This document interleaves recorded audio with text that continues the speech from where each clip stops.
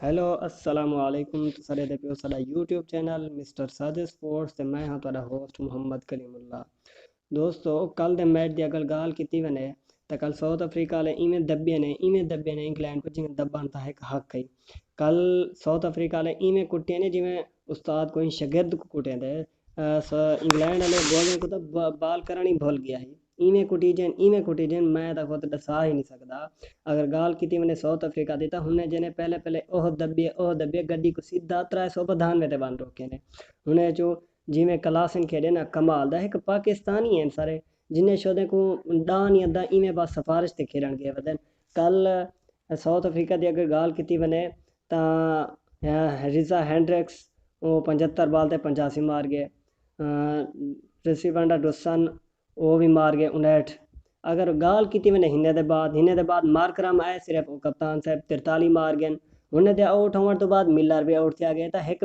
दफ़ा लगदा पिया हा कि इंग्लैंड वाले शायद रोक वैसन, लेकिन हुंदे तो बाद एक अखी मारन वाला लत्था नहीं आया। हुन्ने इवें दब्बे वाल पुछो ना किवें जा रहे को। इंग्लैंड वाले को तो शोधिया को बाल करानी भूल गई पीछे बाल दा पता ना लगदा पिया हा कि कित्था दब्बो हिन्ने को। लेकिन हुन्ने जरा दब्बे तो पुछो ना इवें कुटींदे खड़े बस ना पूछो। इवें शोधे अंधे पे हन ते वेंदे पे हन बस बाल चाओ खड़े बस तुसें मैं को खेलन तई था एक वे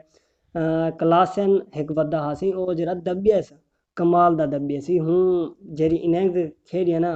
बंदा क्या दसे तो आपको जबरदस्त हूँ गोदा इनिंग्स की है। सिर्फ 67 बाल खेली है ते 109 रन स्कोर किते ते हूँ दा जरा नाल साथ रहने वाला ओ हवे मार्को जेनसन। हूँ जरा वाला दबिया ना एक सादे ऑलराउंडर हैं पता नहीं इन्हें को ना खंदे ने ना नाम मुरादे को डां तक नहीं आंदा ते गे वदन वर्ल्ड कप खेलन। बस सीखो वे धी चोदो किश सीखो। हुने सिर्फ 42 बाल खेलिए ते 75 स्कोर किते। हालांकि हूँ मौके ते ये क्या विकटा ढट्टिया पिया हन। वो खुदा खराब करे तुआडा ए नवाजण मैं ते को खास कर आदा बैठा ऑलराउंडर बढ़िया वदी उडू एक नहश को घेन उसामे मीर को साडा जडन भी ऑस्ट्रेलिया नाल तारीख है मैच बढ़िया हिन्ने आते मुकाला चमल लिए 2016 च राहत अली के छोड़ दीता 19 आए तो हारिस सोहेल छोड़ दीते 22 आए से तो हसन अली छोड़ दीते हुण इड्डे मुकाला मल्ले सा मीर छोड़ दीते सी धी चोदो तकू जने नी डां दा बाहर मरते बहो कि एजे फील्डर को मौका दो जरा कह तो नप गिने कम अज कम ए नहश वदन पाकिस्तान दे। अच्छा बिया छोड़ो यार हुण आखिरी तो को दसा साउथ अफ्रीका वाले बैटिंग तो कितने बैटिंग तो चंगी कर गए मतलब बॉलिंग दी सुनो बॉलिंग की जने करन आए ना बस साउथ अफ्रीका वाले बाला इवें सटे ने इंग्लैंड वाले को मलिक नजर दी ना पाई खुद ना मुराद इवें डरी खड़े जिवें कि बंदूक से खड़े गोली मरेंदे होवे अंधे पेन ते वेंदे पेन अंधे पेन ते वेंदे पेन। अगर गाल की बने कुटजी दी उन्हें 3 विकेटा गिदन सिर्फ 35 स्कोर दीते इवें निगदी वधे सही ना इंजन में हूँ तो क्या दसा लुंगी निगदी हूँ 2 विकेटा गिदन 26 स्कोर दीते मार्को जेनसन हूँ 2 विकेटा गिदन 35 रन। लेकिन इंग्लैंड वाले दा हाल तो यह हा शोदे 60-70 ते ऑल आउट थी वने ना तो एक प्लेयर होने दा एक वड्डा बड़ा हूँ गैरतमंद मादा प्लेयर लगदा पिया इंजे पाकिस्तान को भी अल्लाह ताला देवे शायद मेरे को लगदी नहीं लेकिन ए बगैरत इन्हें गैरत मर गई है। मार्क वुड ने सही बड़ी ही जबरदस्त बैटिंग की है आखिरी विकेट थे 17 बाल ते 43 स्कोर की और नॉट आउट गए इवें हुंदा नाल एक साथ रेवण वाले गोट अटेक्सन उन्हें ने एक भी बाल ते 35 रन की इनिंग्स खेली है तो पूरी इंग्लैंड की टीम 170 रन बढ़ाते ऑल आउट थी गई है सिर्फ 22 ओवर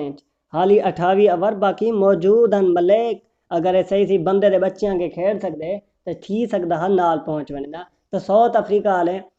आसानी 269 रन तो जीत गए हूँ वो पक्के सेमीफाइनल दी को टिकट किते पक्के थी गए अभी बुक नहीं थे। लेकिन अगर कल दे मैच की गाल की वने तो हाजिओ तैयार थी वनो धी चौदो अगर जीत दो तो थोड़ा सेमीफाइनल असा ना लिख दो हर दो तो वाल वो वापस कर लो कल साढ़े मैच असी अफगानिस्तान नाल और भीर मीर को असा बाहर कढ़ने उनके जाते शदाब वापसी करे सन बाकी टीम उवा खेड सी मेरे को यार लगती है पई है जेरे सारे हालात हैं तो मैं आधा हिने दी जाते कई नमी टीम है जे बाल को भेज दीता मैंने आके गली मोहल्ले की क्रिकेट का को घेन कई गली मोहल्ले के क्रिकेट वाले को भेज दियो हिन्ने देता हालात औखे शो दे कनो न कई वेले ता बाबर आजम को दे गिनो पहले T20 वर्ल्ड कप हूँ खराब किते ਹੁਣ वनडे वर्ल्ड कप है कि हुंदी परफॉर्मेंस का नहीं कप्तान जिन्हें कप्तान नहीं खेल सकता भी ये शो क्या पता नहीं पाकिस्तानी टीम को इतनी है क्या चंगा भला के कप्तानी करेंदा वदा वदा खिलेंदे का नहीं अगर जे के गंद बढ़ना होवे जरा चंगा खेलदा वदा कप्तानी छडेंदे और पिछे उहा जरी बैटिंग हुंदी उहा हुंदी खराब थई वेंदी बी तो को एक अहम गाल दस देवां